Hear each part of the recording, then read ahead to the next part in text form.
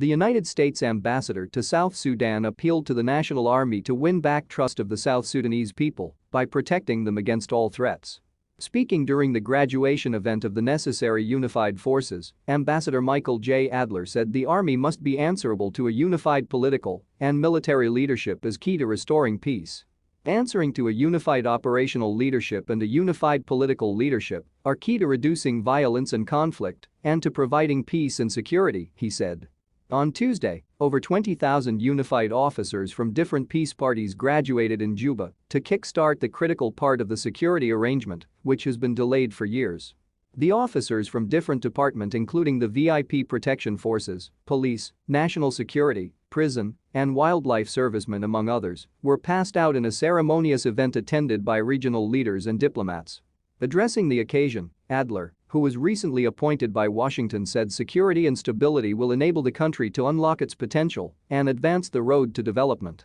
He also added that it is critical that ordinary South Sudanese can have trust in their security forces. According to him, restoring the lost trust in the security forces lies on the condition that they are well-trained, professional, and held accountable for their actions. He further said security officers must guarantee and protect their freedoms and not threaten them.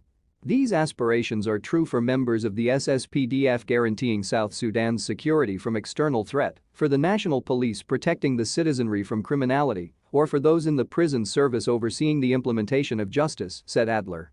The security forces are a cornerstone of state and human security, but their legitimacy and effectiveness depend upon fulfilling their mission accountable within a framework of civilian control and respect for the rule of law and human rights. Throughout the course of the graduation of forces, increasing attention has been drawn towards how the peace soldiers should carry out their mandate. Political figures including President Salva Kiir and his first deputy Dr. Riek Machar pleaded with the unified army to be loyal to country. The appeal was echoed by top military officials from the peace parties.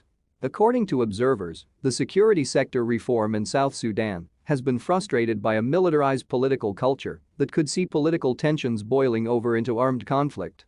The Institute for Security Studies said both the ruling party and opposition in the country are founded on military movements with weak political wings.